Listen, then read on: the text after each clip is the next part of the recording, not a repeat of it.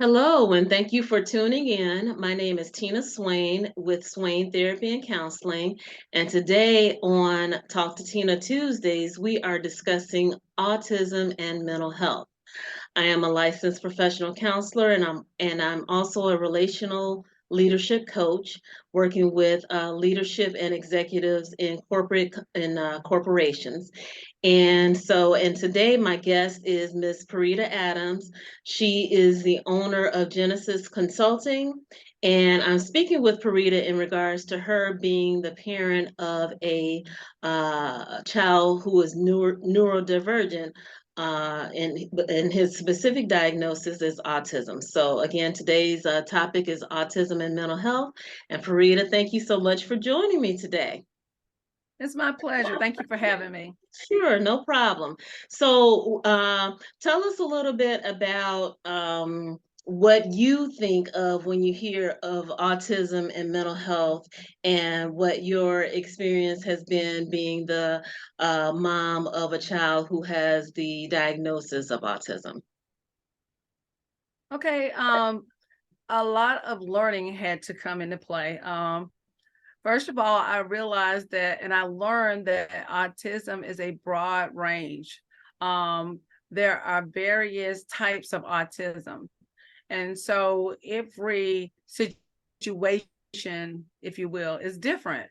And so just because my son was diagnosed with autism, it did not mean he would be the same as others who were diagnosed with autism. And I don't have all of the proper terms because that's not, you know, a part of my wheelhouse. But what I do know is that as I continue to do some research, there were several different categories of autism. And some were that stick out the most to me were nonverbal and verbal and just other various types of autism where Asperger's and some other things that kind of came up. And I was like, okay, which one is he? And how do I help him to be the best him he could be, with his diagnosis.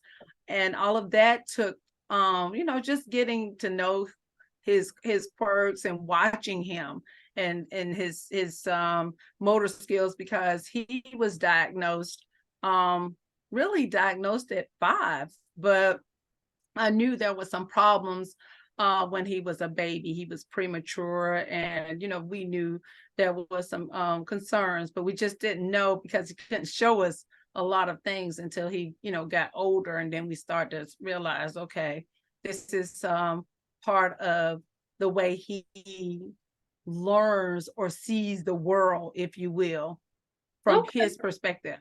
Yeah. Okay, I appreciate that. I don't know if you're familiar or not, but I did therapy with children for several years.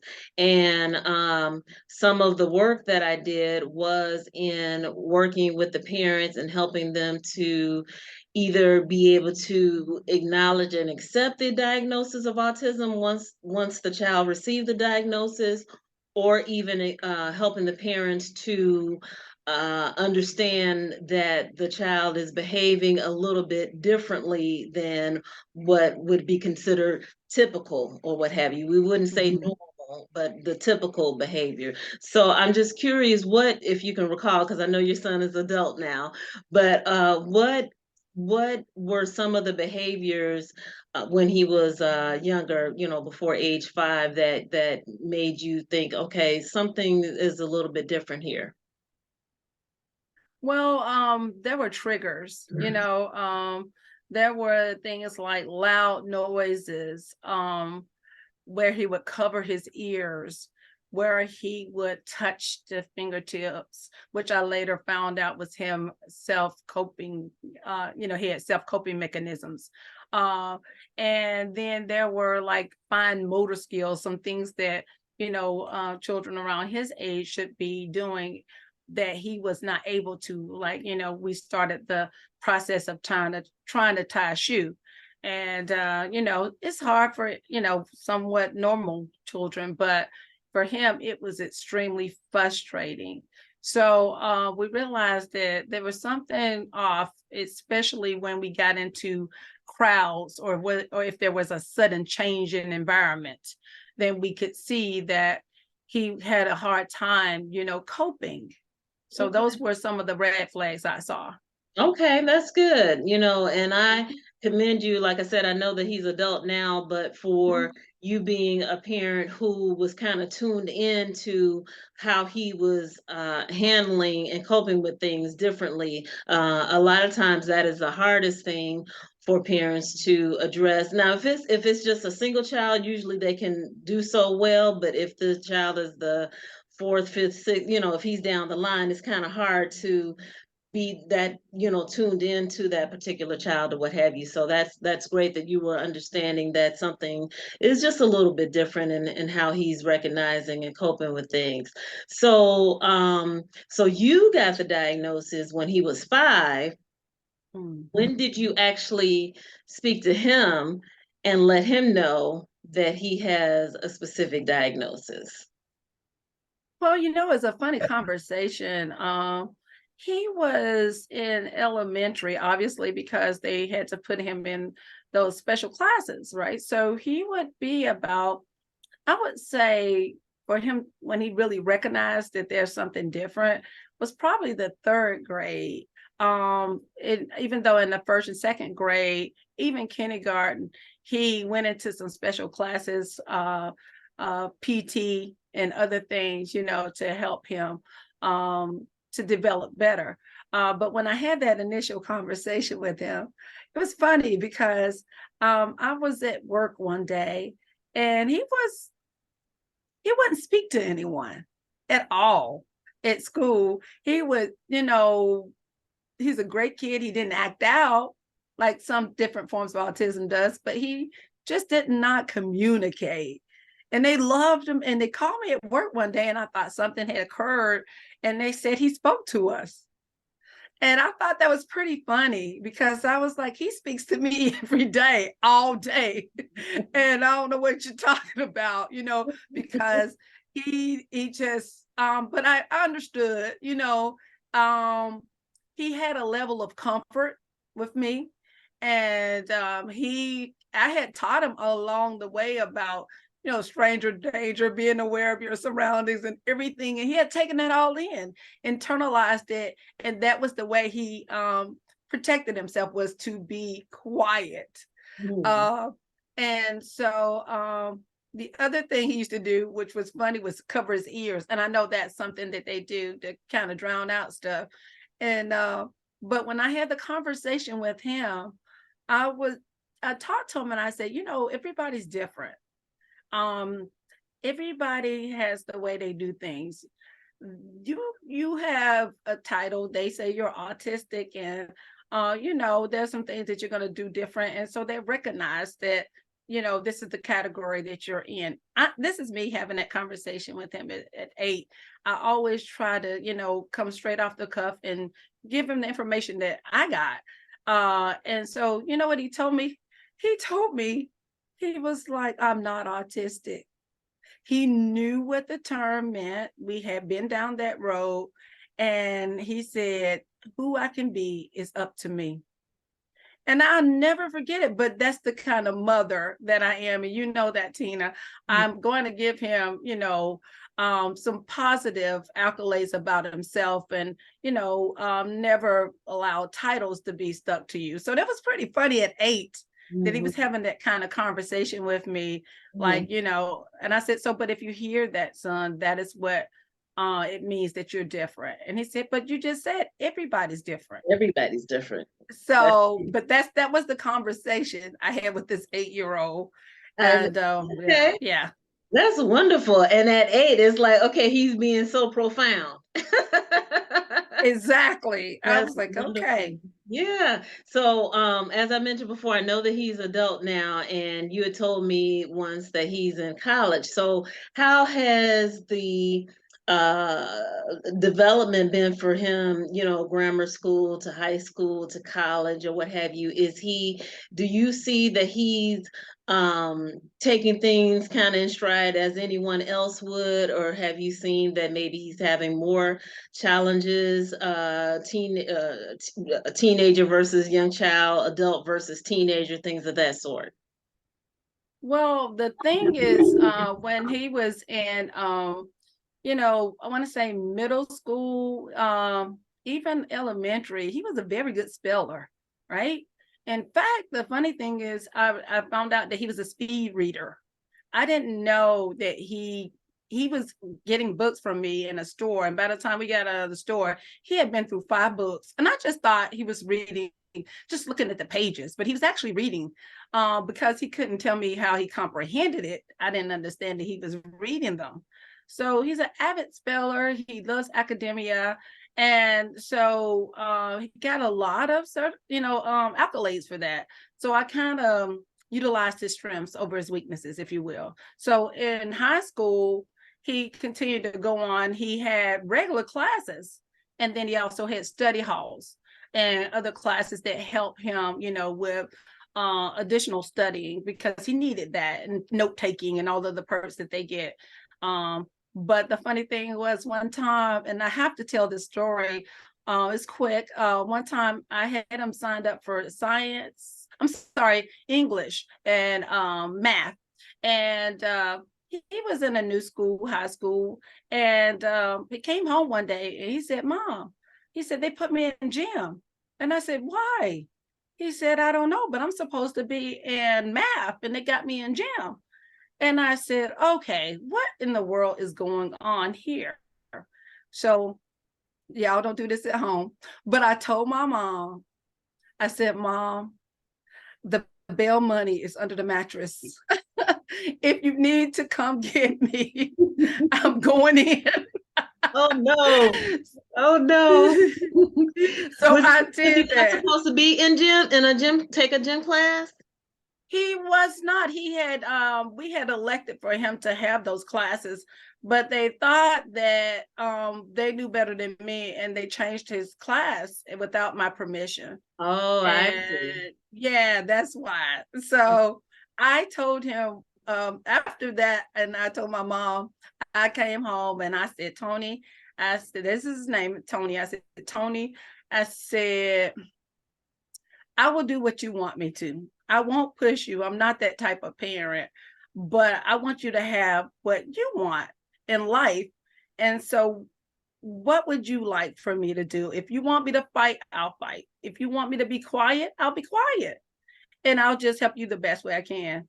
And he said one word: fight. Okay. He did not want to be in that gym class. He won't be in that gym class. Okay. So Okay. that's how we've been going throughout, his life. And like you said, now he is in college. He is studying to be a teacher. Now, what type of teacher? He has said he wanted to work with, you know, uh, college students and things like that. Will he get to that level? I'm not sure, but there's various types of teaching. So he could be a tutor, he can be, other types of teachers. But I always say, as long as he's willing, so am I. So that's how we've done with this school. Well, that's wonderful. I'm glad that you're such an encouraging parent like that. Like, you know, a lot of parents are, but some aren't. So I'm glad to hear that you are such an encouraging parent. Now, changing gears a little bit, we've talked about your son and how his development has been with the diagnosis of autism. Now, I'm curious to know, how have you been with your son having such a diagnosis? You know, at first, such a young age. I wonder if because you were noticing how he handled things differently, were you kind of anticipating him being having such a diagnosis before you actually received it? Was it, stressful for you in a different way, because being a parent can be stressful anyway, but was it kind of stressful for you in a different way because you had to think of things differently and consider things differently? Tell me a little bit about that. Well, I will say to you this. I had decided early on, my son adopted as an infant. And so I knew there was some special needs, but I didn't know to what level of special needs, because again, he was an infant. Um, for me, it was kind of difficult in the beginning because I was trying to figure out how can I help him, and how can I be there for myself as well as his parents. So it would be situations where he would scream out and I would just get on the floor with him in the middle of a crowded furniture store. And I would look at him and I would say, it's me and you. I am here. There is no one but you and me. And everybody else around us does not matter. So you will be all right. And inside I was crying, because I was like, this is very difficult. But I had to let him see something different. And so because I was confident, so was he. And that's how we kind of handled things. But there was times actually going through life, and as he became older and going into becoming a young adult, um, it was just things that I just questioned. Will he be able to go to prom? Will he be able to have a date? Will he be able to have children? And other parents are getting older and their kids are going off to school. They're getting married. They're doing these things. And I'm like, okay. Until he came home one day and told me, Mom, I'm going to get married. I'm going to have 2 kids. And so he would just, I don't know, he just blows my mind sometimes. And is it always easy? No, no, no, no. Because he wants to have his level of independence. And what that looks like for each one with autism, as I said, is so broad, it's different. But for him, he will be with me until he's ready to take that step. And he has already told me, I guess a few months ago, I'm fighting for my independence. And so I said, okay, then independent you shall be. So we will work on that. So that's where we are. He's always been that child that surprised me. And he has his quirks, like I said, those motor tics and stuff, but that's Tony. Wow, I think that is wonderful because I can only imagine having a child who is neurodivergent like that. I don't have any children, but the way that I feel about my niece and nephew, I feel like I'm always like, oh, be careful, don't do this, don't do that, and I feel protective of them like that, and I've even felt that way with my siblings growing up. So to have a child and you're like, okay, I gotta let him, not only do within yourself, you have to let him have his independence, but he's even telling you, okay, I gotta have my independence. So I think that that's actually absolutely wonderful. So had you experienced any times where it just was significantly challenging on your mental health while you were raising him, for one reason or another, why it was like even more so than the pull on your mental health? I would say, yeah, definitely. I think it's important for everybody to know, even though I give you the positives, there are some things that, were very trying. Like when he was 5 or 6, like you said, with your nieces and nephews, he would have moments where he would be scared, changed, bothered him. And it's funny, but at 6 years old, I was still carrying him on my hip sometimes because I was very protective. And then there were times where I was afraid to let him go and spend a night with people because I'm like, they won't watch him like I watch him. Or if he needs me, it would take time for me to get to him. Or it was just sometimes that I did second guess, some things with the way his mannerism is. Like I think when he was in elementary or something, he would get out of the car and he would want to dart, and I'm like, when you get out of that car, you better stand by the door and wait for me. And then he would, I was a very direct parent, but I was also, I realized that I had to be, because he had to know it was either I need to be direct or he didn't take me seriously, and it could cause more hurt than harm. Mm. So I did. It was a lot of times that played on my mental health because of being a mother and worrying about your child, and then worrying about when you're away from them, will someone take advantage of them because they're not, up to top performance. But I don't know. And I will say, as a Christian mother, I have my beliefs, how we do. But I even studied, I even traveled. I studied abroad. I went to China. He stayed here, and I'm miles and miles away. And that was the hardest thing, to focus on my academic studies and then realize I can't just hop on a plane and be there in 2 hours, or hop in a car and be there in an hour. I'm overseas. So, it's just making sure you have good support system, and also taking some time out for you, crying if it's necessary. There's some moments where you just gotta break down and say, you know what, I gotta purge this stuff, but I gotta, put on my big girl panties and get back up because he needs me. So yeah, we did have our moments. We sure Okay. did. Okay. Wow. Well, what would be some advice that you would give to a parent who may have just received such a diagnosis for their child, or who may suspect such a diagnosis for their child? What would your advice be? My advice would be, first, to recognize it's not your fault. We carry a lot of guilt, and that's one of the things that I did when I met people who had children newly diagnosed with autism. Like, what did I do? You know, why is this happening? And feeling bad about themselves. But take heed. Go and get all the information you can. Stay educated so you can help your children the best way you can. If there's any questions, then get a second opinion and find out what's best for your child. Because, like I said, autism is a big spectrum. It's broad, and so what may be working for one child may be different for your child. Even if they're nonverbal, that doesn't mean that you have to count them out. They have ways that they can communicate and that they need to communicate. And if you can't take it and you need a break, take your break. Take your break, because you're not helpful to him or yourself, or her or yourself, if you just continuously beat yourself over the head with this thing. So you must take your break, and you must surround yourself again with a support team or a support system that can allow you to have those breaks and lift you up, and in those times of need.